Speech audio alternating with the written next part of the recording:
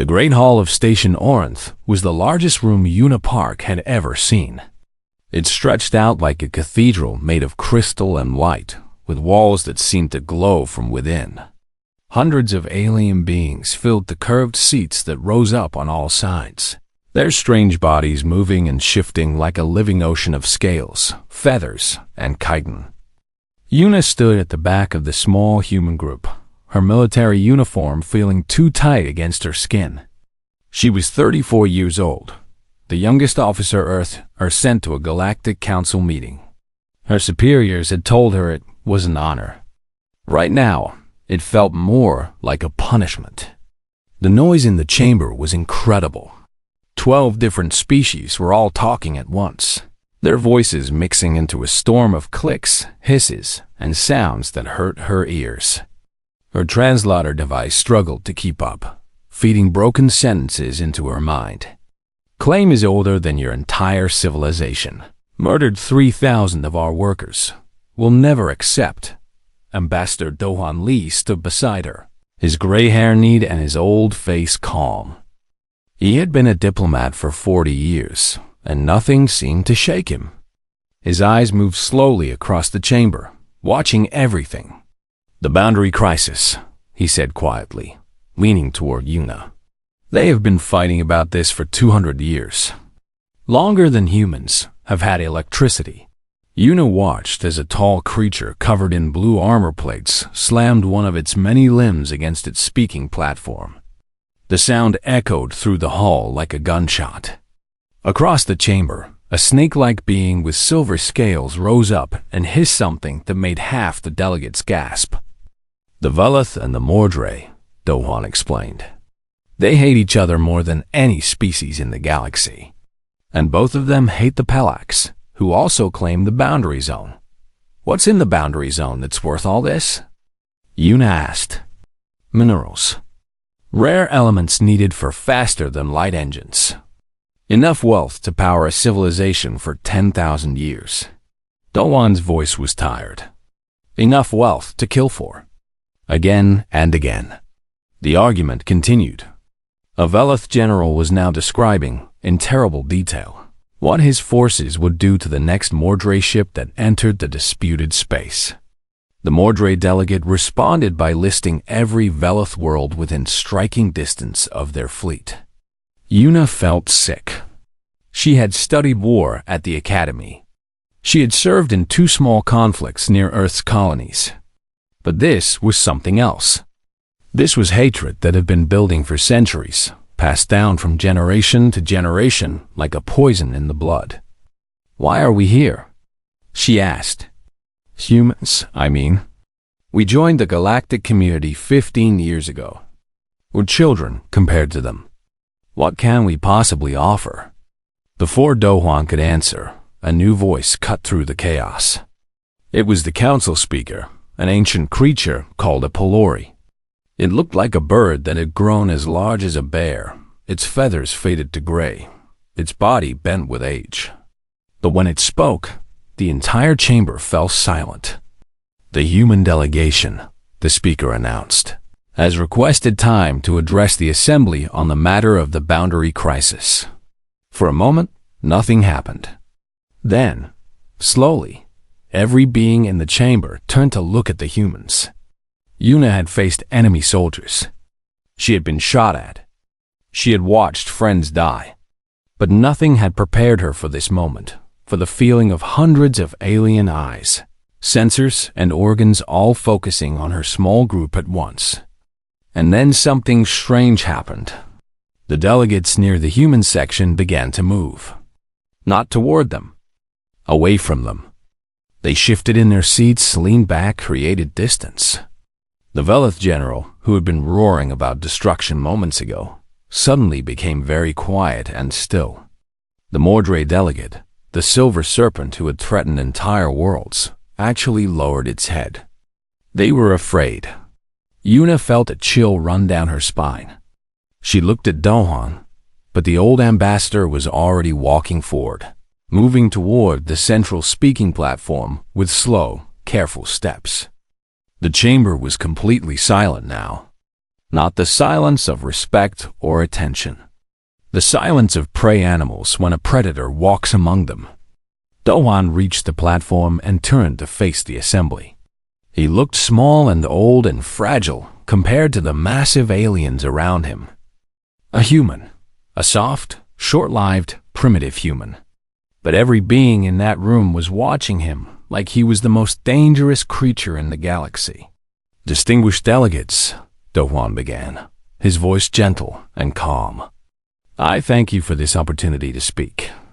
No one responded.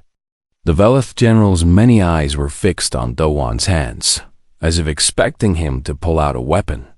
The Mordre delegate had coiled its body tight, ready to flee. Yuna finally understood.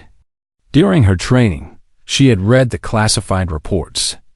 She knew what had happened 15 years ago, when the Mordre scout fleet had first arrived in Earth's solar system. She knew about the warning shot that the Mordre had fired. She knew about what humans had done in response. The other species called it the Soul Response. In their military academies, they studied it the way humans studied ancient disasters. They spoke of it in quiet voices, like children telling scary stories around a fire. The Mordre had expected humans to be like other young species, scared, willing to negotiate, eager to surrender rather than fight. Instead, they had found something else entirely. They had found a species that did not know how to give up. A species that, when threatened, did not run or hide or beg. A species that strapped nuclear bombs to cargo ships and rammed them into enemy cruisers. Admiral Tai Wuxin's final transmission from that battle was famous across the galaxy. "You shot first. We'll shoot last." The Mordre had lost their entire scout fleet in 2 days. Not because humans had better technology. Their ships were primitive, slow, barely capable of traveling between planets. But because humans fought with a fury that the Mordre had never seen before. A fury that terrified them. Now, as Do-hwan stood before the council, Yuna saw that terror reflected in 100 alien faces. 15 years had passed, but the memory had not faded. If anything, it had grown stronger, twisted by rumor and fear into something almost mythical. Humanity was not respected in this chamber. Humanity was not admired. Humanity was feared. And as Yuna watched Do-hwan prepare to speak, she wondered if that fear would be enough to change anything, or if it would only make everything worse. Do-hwan stood at the center of the great chamber, surrounded by silence. The crystal walls caught the light and threw it back in soft colors, but no one was looking at the walls. Every eye, every sensor, every perception organ in the room was locked on the small human figure at the speaking platform.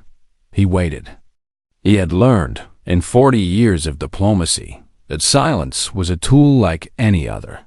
Used correctly, it could be more powerful than words. Finally, the Velith General spoke. His voice was harsh, clicking like stones being ground together. "Human, why do you waste our time? Your species knows nothing of this conflict. You are infants.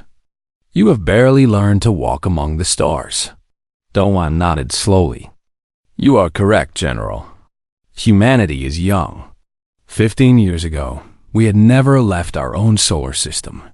We had never spoken to another intelligent species. We were alone, looking up at the stars, wondering if anyone else was out there." He paused, and his voice became softer. Then the Mordre came. A ripple of tension moved through the chamber. The Mordre delegate, the silver serpent called Terzis, lowered its head even further. Its scales made a soft scraping sound against each other.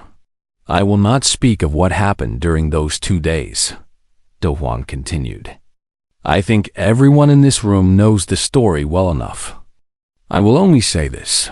We did not start that fight, but we finished it." The Velith General made a sound that might have been laughter. "Finished it? You murdered an entire fleet. You used weapons that turned space itself into fire. We have studied your tactics, human. They are, Disturbing. Yes, Do-Hwan said simply. They are. He turned slowly, looking at each section of delegates in turn. Let me tell you something about humanity that your intelligence reports may have missed. We are not a peaceful species. We have never been peaceful. For as long as we have existed, we have fought against nature, against disease, against each other. He raised one hand, counting on his fingers.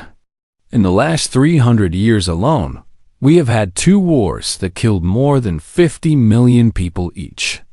We have built weapons that can destroy entire cities in a single flash of light. We have poisoned our own air and water. We have hunted other species on our planet to extinction. The chamber was utterly still. Even the ambient sounds, the hum of ventilation, the soft beeps of translation devices seemed to fade away. We are monsters, Do-Hwan said. By any reasonable measure, we should have destroyed ourselves long ago. Many times we came close. There were moments when everything we had built stood on the edge of complete destruction. He lowered his hand. But we did not destroy ourselves. Do you know why? No one answered. The question hung in the air like smoke. Because we learned. Slowly, painfully, with terrible cost, we learned. We learned that war has a price that must eventually be paid. We learned that hatred is a fire that burns the one who holds it.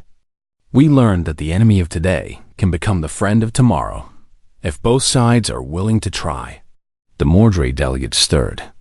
Pretty words, human. But words do not bring back the dead. Words do not repair the ships you destroyed. Words do not erase the memory of watching our people burn. Do-Hwan turned to face Terzes directly. No, he said. They do not. And I will not apologize for what we did 15 years ago. You fired first. We responded. That is the way of war. He took a step toward the Mordre section, and several delegates flinched back. But I will say this. We did not want that war. We were not looking for enemies when we reached out into space.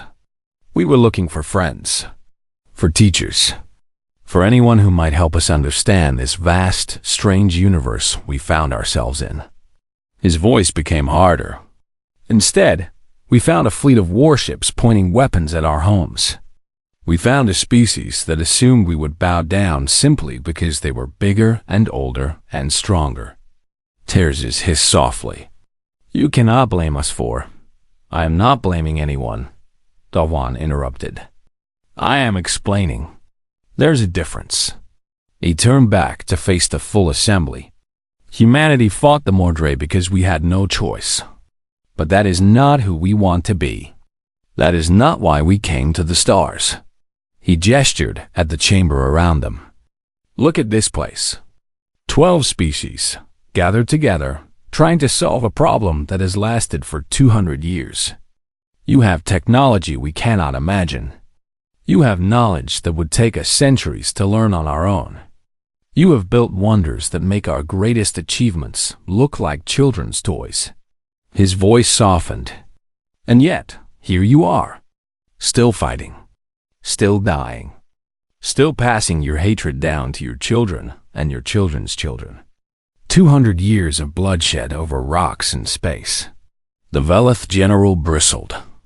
Those rocks contain resources that, I know what they contain, Do-Hwan said. I have read the reports. Enough rare elements to power every fleet in this chamber for 10,000 years. Enough wealth to make any species the dominant power in the galaxy. He shook his head slowly. And how much of that wealth has been spent on the war itself? How many ships have been built only to be destroyed? How many workers have been trained only to die? How many brilliant minds have been wasted solving problems of death instead of problems of life? The chamber was silent again, but this time the silence felt different. Less afraid, more thoughtful. Humanity has fought many wars, Do-Hwan said. Too many. But we have also ended many wars. We have sat across tables from our worst enemies and found ways to live in peace. Not because we forgot what they did to us, not because we forgave them, but because we looked at the cost of continued fighting and decided that peace, imperfect as it might be, was better than endless war. He looked at the Velith general. Your people have lost thousands in the boundary zone. He looked at Terces. So have yours. He looked at the third section of delegates, where the insect-like Pelak sat in nervous clusters.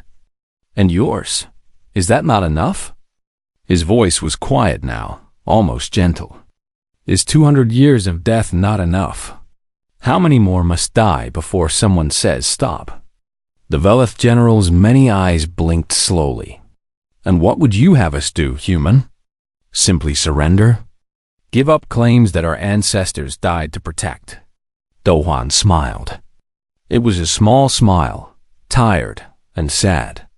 No, General. I would not ask that of anyone. What I am asking is much harder. He straightened his shoulders, and suddenly he did not look old anymore. He looked like a man who had been waiting his whole life for this moment. I am asking you to try something new. Dohuan raised his hand, and a holographic image appeared in the air above the speaking platform. It showed a region of space filled with asteroids and small moons, glowing points marking resource deposits scattered across the void. The boundary zone. For 200 years, he said, 3 species have fought over this region. Each claims historical right. Each has invested blood and treasure to defend that claim. Each believes with absolute certainty that the zone belongs to them and them alone. He moved his fingers, and the image changed. New markers appeared, red for Velith, blue for Mordre, green for Pelax. The zone was a mess of overlapping colors, claims crossing and recrossing like tangled thread. This is what your conflict looks like from the outside, Dohuan continued. 3 children fighting over the same toy, each one breaking it a little more with every battle. The Velith general made an angry sound, but Dohuan raised his hand.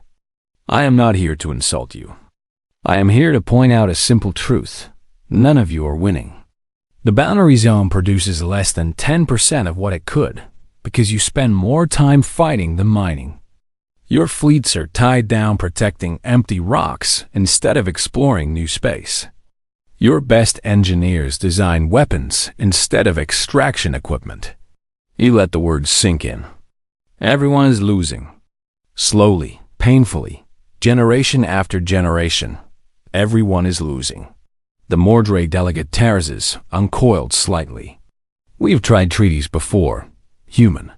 They never last. Someone always breaks them. Yes, Dohuan agreed.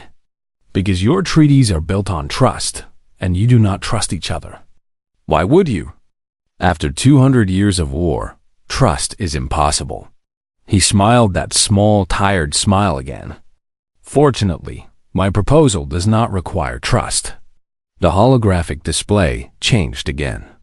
The colored markers faded, replaced by a new pattern, a grid of stations and connecting lines that covered the entire zone. This is what I am proposing, Dohuan said. A joint operation. Not owned by any single species, not controlled by any single government, managed by a neutral party. And who would this neutral party be? The Velith general demanded. You? Yes, the chamber erupted. A dozen species began talking at once, their voices mixing into chaos. The Velith general was on its feet, limbs waving. The Mordre delegate had risen up to its full height, silver scales catching the light. Dohuan waited. He stood perfectly still at the center of the storm, his hands clasped behind his back, his face calm. Slowly the noise died down. The delegates remembered who they were talking to. They remembered what humans had done when threatened. Hear me out, Dohuan said quietly. I know this sounds strange. A species that joined the galactic community 15 years ago, offering to manage the most valuable piece of real estate in the sector. You must think we are either arrogant or insane." He began to walk slowly around the platform, speaking as he moved. "But consider, we have no claim to the boundary zone. We gain nothing from one side winning over another. We have no ancient hatred, no old wounds, no generations of remembered pain. We are, perhaps, the only species in this room who can look at this conflict and see it clearly." He stopped and faced the vivisection. "General, your people need the resources of the zone. Without them, your expansion into the outer systems will stall within 2 generations." He turned to the Mordre. "Delegate Terzis, the same is true for your kind. The elements in the zone are essential for your ship construction.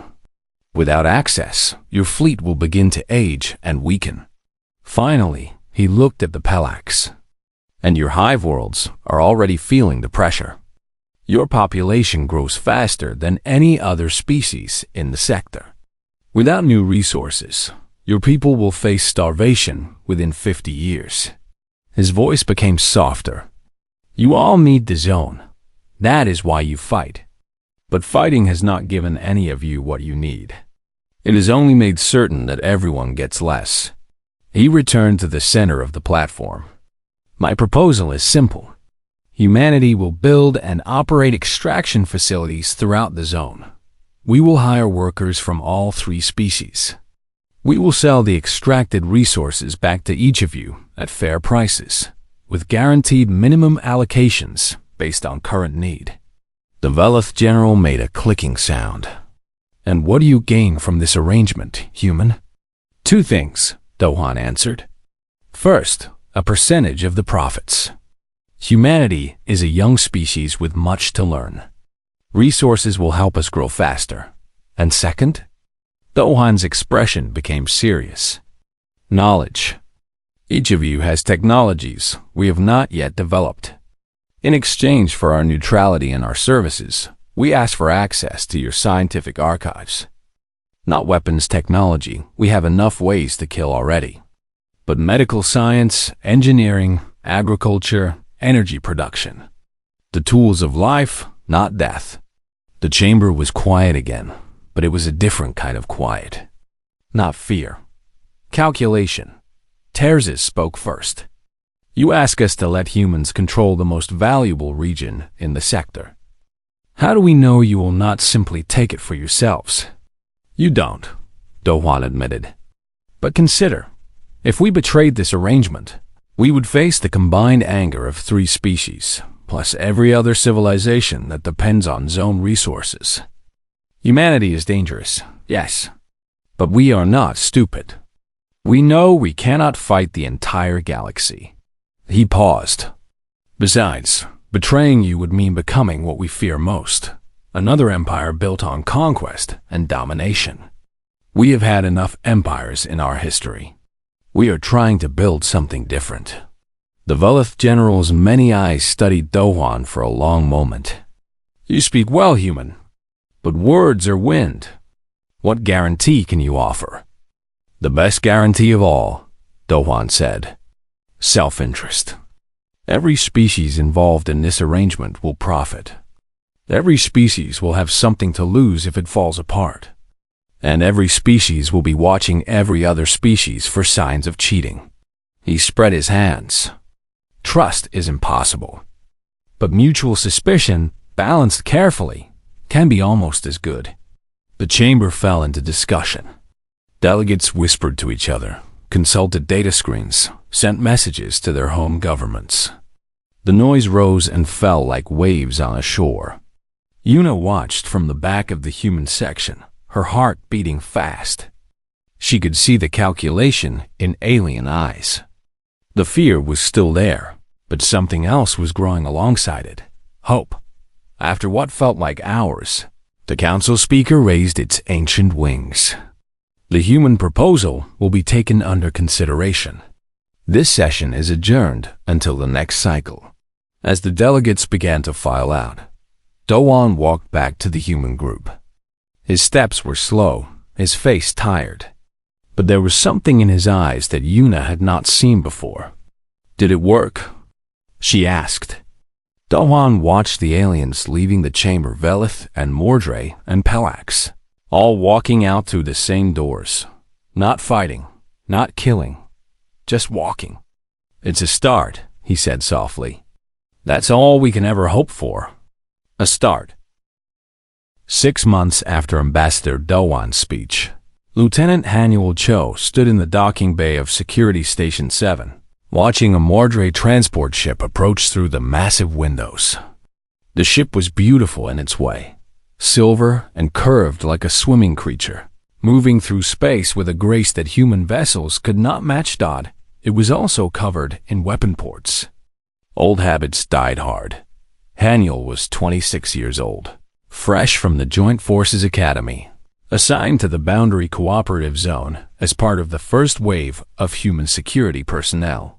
Her orders were simple: keep the peace, resolve disputes, and try not to start any wars. Easy, she thought. Nothing to worry about. The transport docked with a soft thump, and the airlock doors began to cycle. Hanuel straightened her uniform and tried to look confident. Her commanding officer would be on that ship, a Velith named Thurak, a veteran of the Boundary Wars, who had personally killed more Mordre than most humans had ever seen. And now he was supposed to work alongside Mordre security forces to protect joint mining operations. The airlock opened. Thurak stepped through, and Hanuel had to stop herself from stepping back. He was tall, nearly 3 meters, covered in blue armor plates that clicked softly as he moved. His head was a mass of compound eyes, dozens of them, all moving independently, all looking at her at once. His limbs, 4 arms, 2 legs moved with the precision of a machine. Behind him came 3 more Velith, and behind them, 3 Mordre. The serpentine aliens moved differently, flowing across the floor like water, their silver scales catching the station lights. They kept their distance from the Velith, coiling slightly whenever they got too close. Hanuel saluted. "Commander Thurak, I am Lieutenant Hanuel Cho, your human liaison officer. Welcome to Station 7. Thurak's many eyes all focused on her at once. It was deeply unsettling. "Human," he said. His voice came through her translator as a clicking mechanical sound. "I have studied your kind. You are violent, unpredictable, dangerous." Hanuel kept her face steady. "With respect, sir, so is everyone in this room. That is why we are here, to be dangerous together, so no one has to be dangerous alone." For a long moment, Thurak did not move. His eyes kept watching her, turning slightly, examining her from every angle. Hanuel felt sweat forming on the back of her neck, but she did not look away. Then, Thurak made a sound. It started low, like stones grinding together, and built into something higher, almost musical. Her translator took 3 seconds to process it. Laughter. "You are strange creatures," Thurak said. "But perhaps that is what we need." The first year in the zone was the hardest thing Hanuel had ever experienced. Every day brought new problems. A Velith mining team accused a Mordre crew of stealing equipment. A Pelax worker was injured in an accident, and 3 species blamed each other for the faulty machinery. A human engineer made an innocent gesture that, in Velith culture, was a deadly insult. Arguments led to fights. Fights led to injuries. 3 times, actual weapons were drawn, but each time, somehow, disaster was avoided. Not because the species learned to trust each other. That was still far away. But because the humans were there, standing between the angry parties, refusing to take sides, refusing to give up. Han Eul learned more about alien psychology in that first year than most diplomats learned in a lifetime. She learned that Velith respected strength, but valued patience more. She learned that Mordre pride could be soothed with careful words and proper ceremony. She learned that Pelax hive minds needed time to reach consensus, and that rushing them only made things worse. She learned that everyone, regardless of species, wanted the same basic things: safety, respect, and a chance to build a better future. Engineer Jisoo Kang arrived at Station 12 in the third month, assigned to solve a waste disposal crisis that threatened to poison the Mordray habitat sections. The Mordray filtering systems were not compatible with human or Velith equipment, and no one could agree on a solution. Jisoo spent 3 days studying the problem.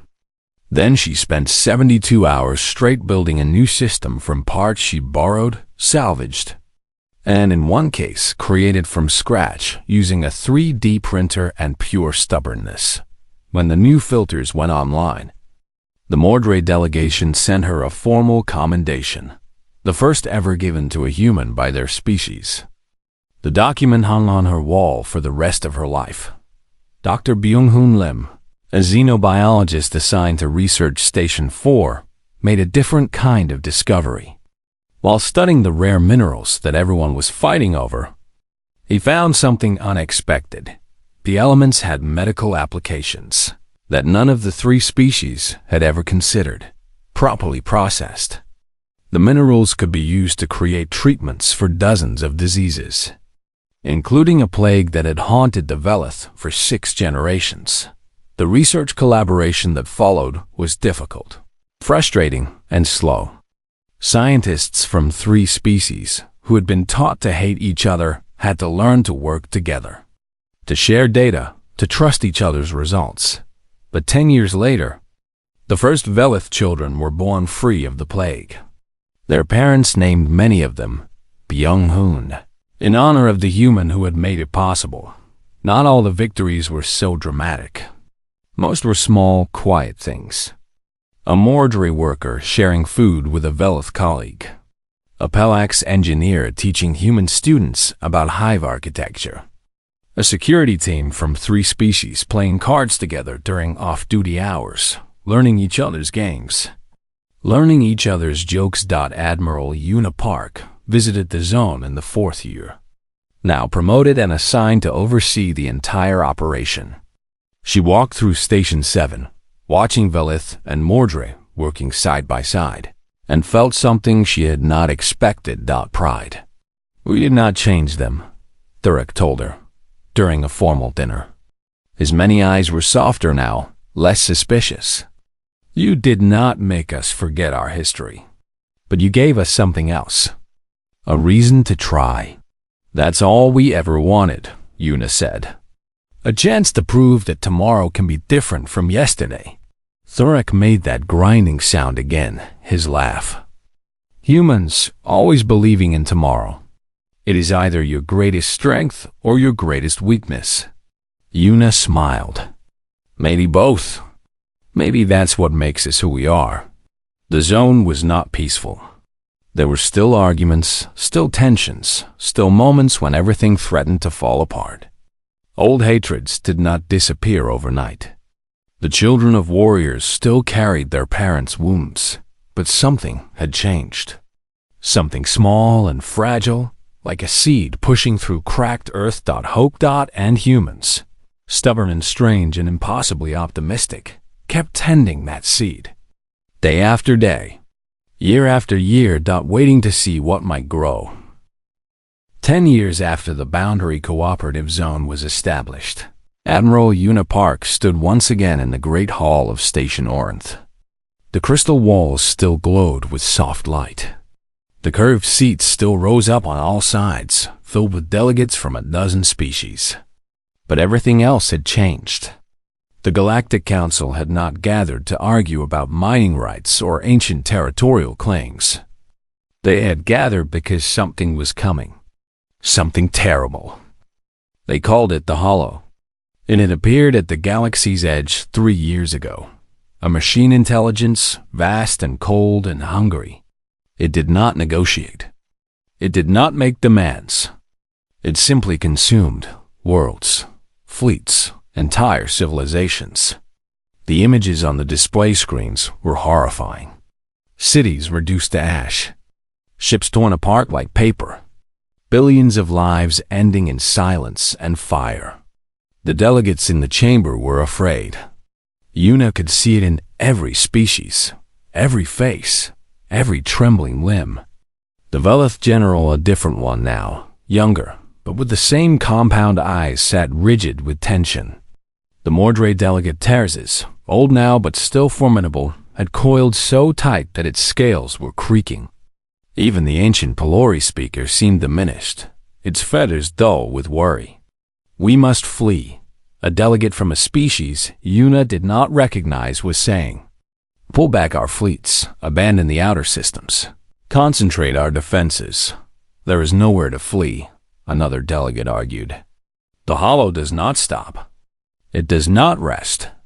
Running only delays the inevitable. Then we fight," the Veleth general shouted. "Alone if necessary.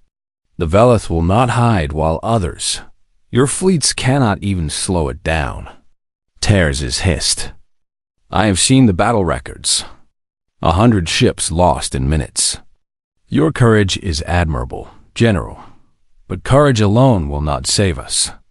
The argument continued, round and round, fear feeding anger, anger feeding despair. Yuna watched and waited. She was not young anymore. Gray streaked her hair. Lines had formed around her eyes. She had seen so much in the past decade, so much building, so much hope. She would not let it end like this. When the speaker called for order, Yuna stepped forward.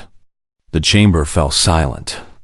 Some things had not changed in 10 years. Humanity still made aliens nervous. "I remember standing in this room," Yuna began, "years ago. I was a young captain then, watching you all step aside when we spoke. I remember seeing fear in your eyes. Fear of what we were capable of."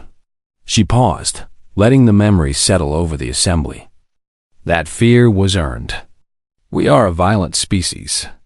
We have done terrible things to ourselves and to each other. We carry that darkness with us wherever we go." The delegates shifted uneasily. This was not what they had expected. "But we carry something else too." Yuna's voice grew stronger. "We carry hope. We carry the stubborn belief that tomorrow can be better than today. We carried it through ice ages and plagues and wars that killed millions. We carried it to our moon and to our stars. And now we carry it here to you." She activated the display controls, and a new image appeared above the platform.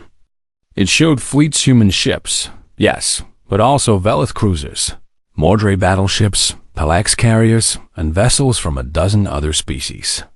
They were positioned together, their formations interlocking, their weapon systems linked. "The Hollow thinks we are alone," Yuna said. "It thinks it can pick us off one by one, world by world, species by species. It is wrong, because we are not alone anymore. None of us are." She turned to face the Mordre section, finding Terzis among the delegates. The old serpent had been a young officer during the Soul Response, had watched human ships ram nuclear weapons into Mordre cruisers. They had been enemies once, as bitter as any in the galaxy. "Delegate Terzis," Yuna said, "I believe you owe us a shot." The chamber was utterly still. No one moved. No one breathed. Then, slowly, Terzis uncoiled.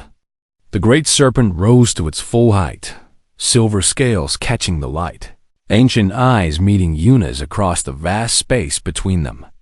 And Terzis did something no Mordre had ever done before a human. He bowed.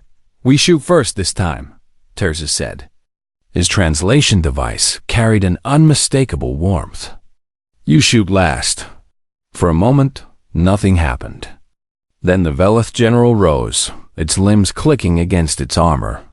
The Veleth stand with humanity. The Pelax delegation buzzed with rapid communication. Then their speaker stepped forward. "The hives are united. We fight together." One by one, species after species, the delegates rose. Some declared their support with words. Others simply stood in silence, which said more than any speech could. The chamber erupted not in argument, but in something that sounded almost like cheering. The war against the Hollow lasted 3 years. It was brutal beyond anything the galaxy had ever seen. Fleets were shattered. Worlds burned. Heroes rose and fell, their names recorded in the archives of a dozen civilizations. But humanity had taught the galaxy something invaluable: how to fight not as separate species, but as one. Velith warriors charged into battle alongside Mordre soldiers, their ancient hatred forgotten in the fire of common purpose. Palax engineers worked day and night to repair human ships, to improve Velith weapons, to find weaknesses in the Hollow's endless armies. And everywhere, holding the Alliance together through moments of doubt and despair, were the humans. Not the strongest, not the smartest, not the most advanced, just the most stubborn. Ambassador Dowan Lee did not live to see the victory. He passed in the second year of the war, surrounded by friends from 6 different species. His final words were recorded for history. "We are all strangers until we choose not to be." When the Hollow finally fell, when the last machine consciousness was destroyed, in a battle that spanned 3-star systems, the celebration spread across the entire galaxy. Species that had been enemies for millennia embraced. Children who had grown up in fear looked up at stars that were safe once more. And the center of it all, neither commanding nor conquering, stood humanity. They had stepped into the silence all those years ago, a young species with nothing to offer but a different way of thinking. They had looked at ancient hatreds and asked a simple question: why? They had failed, again and again. They had made mistakes. They had been arrogant, reckless, infuriatingly stubborn. But they had never stopped trying. A memorial was built at Station Orinth, in the great chamber where it had all begun. A simple stone pillar, with words carved in 100 languages. Humanity's greatest weapon was never its violence.